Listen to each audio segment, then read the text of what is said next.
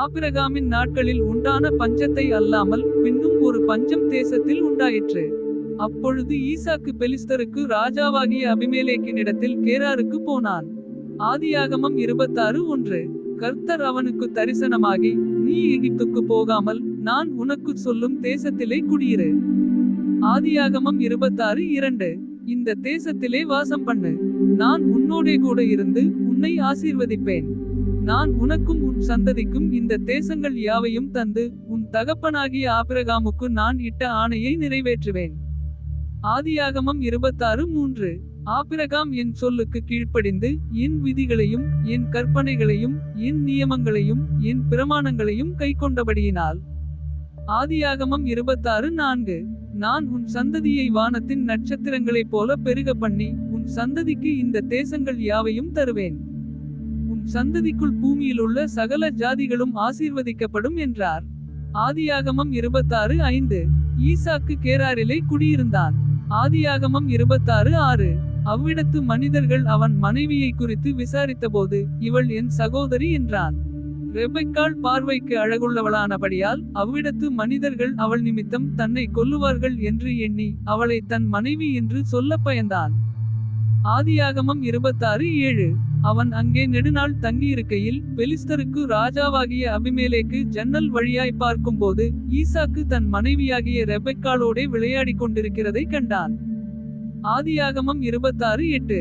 அபிமெலேக்கு ஈசாக்கை அழைத்து, அவள் உன் மனைவியாயிருக்கிறாளே, பின்னை ஏன் அவளை உன் சகோதரி என்று சொன்னாய் என்றான். அதற்கு ஈசாக்கு, அவள் நிமித்தம் நான் சாகாதபடிக்கு இப்படி சொன்னேன் என்றான். ஆதியாகமம் 26:9. அதற்கு அபிமெலேக்கு, எங்களிடத்தில் ஏன் இப்படி செய்தாய்? ஜனங்களுக்குள் யாராகிலும் உன் மனைவியோடே சயனிக்கவும் எங்கள் மேல் பழிசுமரவும் நீ இடமுண்டாக்கினாயே என்றான். ஆதியாகமம் 26:10. பின்பு அபிமெலேக்கு, இந்த புருஷனையாகிலும் இவன் மனைவியையாகிலும் தொடுகிறவன் நிச்சயமாய் கொலை செய்யப்படுவான் என்று எல்லா ஜனங்களுக்கும் அறியச் சொன்னான். ஆதியாகமம் 26:11. ஈசாக்கு அந்த தேசத்தில் விதை விதைத்தான். கர்த்தர் அவனை ஆசீர்வதித்ததினால் அந்த வருஷத்தில் 100 மடங்கு பலன் அடைந்தான். ஆதியாகமம் 26:12. அவன் ஐசுவரியவானாகி வரவர விருத்தியடைந்து மகா பெரியவனானான். ஆதியாகமம் 26:13. அவனுக்கு ஆட்டுமந்தையும் மாட்டுமந்தையும் அநேக பணிவிடைக்காரரும் இருந்தபடியினாலே பெலிஸ்தர் அவன் பேரில் பொறாமை கொண்டு. ஆதியாகமம் 26:14. அவன் தகப்பனாகிய ஆபிரகாமின் நாட்களில் அவனுடைய வேலைக்காரர் வெட்டின துறவுகளை எல்லாம் தூர்த்து மண்ணினால் நிரப்பி போட்டார்கள். ஆதியாகமம் 26:15. அபிமெலேக்கு ஈசாக்கை நோக்கி, நீ எங்களை விட்டு போய்விடு, எங்களை பார்க்கிலும் மிகவும் பலத்தவனானாய் என்றான். ஆதியாகமம் 26:16. அப்பொழுது ஈசாக்கு அவ்விடம் விட்டு புறப்பட்டு கேராரின் பள்ளத்தாக்கிலே கூடாரம் போட்டு அங்கே குடியிருந்தான். ஆதியாகமம் 26:17. தன் தகப்பனாகிய ஆபிரகாமின் நாட்களில் வெட்டினவைகளும் ஆபிரகாம் மரித்தபின் பெலிஸ்தர் தூர்த்து போட்டவைகளுமான துறவுகளை மறுபடியும் தோண்டி தன் தகப்பன் அவைகளுக்கு இட்டிருந்த பேர்களின்படியே அவைகளுக்கு பேரிட்டான். ஆதியாகமம் 26:18. ஈசாக்குடைய வேலைக்காரர் பள்ளத்தாக்கிலே வெட்டி அங்கே சுரக்கும் நீரூற்றை கண்டார்கள். ஆதியாகமம் 26:19. கேராரூர் மேய்ப்பர் இந்த தண்ணீர் தங்களுடையது என்று சொல்லி ஈசாக்குடைய மேய்ப்பருடனே வாக்குவாதம் பண்ணினார்கள். அவர்கள் தன்னோடே வாக்குவாதம் பண்ணினபடியால் அந்த துறவுக்கு ஏசேக்கு என்று பேரிட்டான். ஆதியாகமம் 26:20. வேறொரு துறவை வெட்டினார்கள், அதை குறித்தும் வாக்குவாதம் பண்ணினார்கள், ஆகையால் அதற்கு சித்னா என்று பேரிட்டான். ஆதியாகமம் 26:21. பின்பு அவ்விடம் விட்டு பெயர்ந்து போய் வேறொரு துறவை வெட்டினான், அதை குறித்து அவர்கள் வாக்குவாதம் பண்ணவில்லை.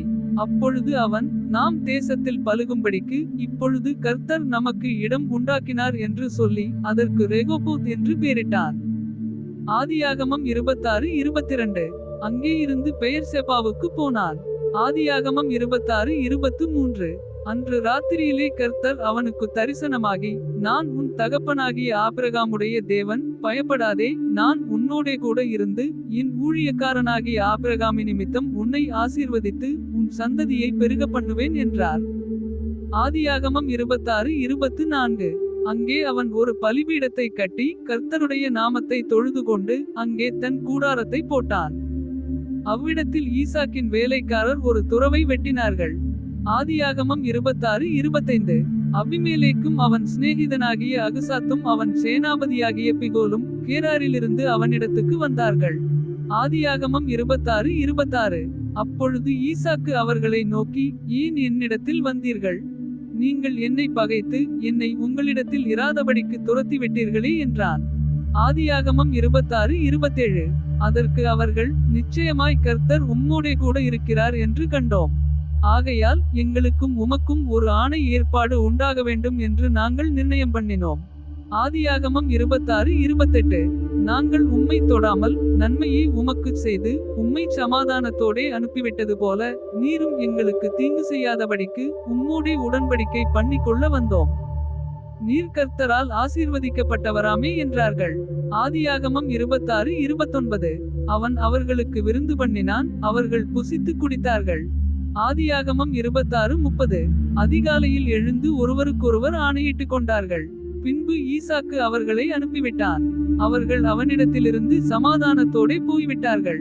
ஆதியாகமம் 26:31. அந்நாளில் தானே ஈசாக்கின் வேலைக்காரர் வந்து தாங்கள் துறவு வெட்டின செய்தியை அவனுக்கு அறிவித்து தண்ணீர் கண்டோம் என்றார்கள். ஆதியாகமம் 26:32. அதற்கு சேபா என்று பேரிட்டான். ஆகையால் அந்த ஊரின் பேர் இந்நாள் வரைக்கும் பெயர் செபா என்னப்படுகிறது. ஆதியாகமம் 26:33. ஏசா 40 வயதான போது ஏத்தியனான பெயரியினுடைய குமாரத்தியாகிய யூதித்தையும் ஏத்தியனான ஏலோனுடைய குமாரத்தியாகிய பஸ்மாத்தையும் விவாகம் பண்ணினான். ஆதியாகமம் 26:34. அவர்கள் ஈசாக்குக்கும் ரெபெக்காளுக்கும் மனநோவாயிருந்தார்கள்.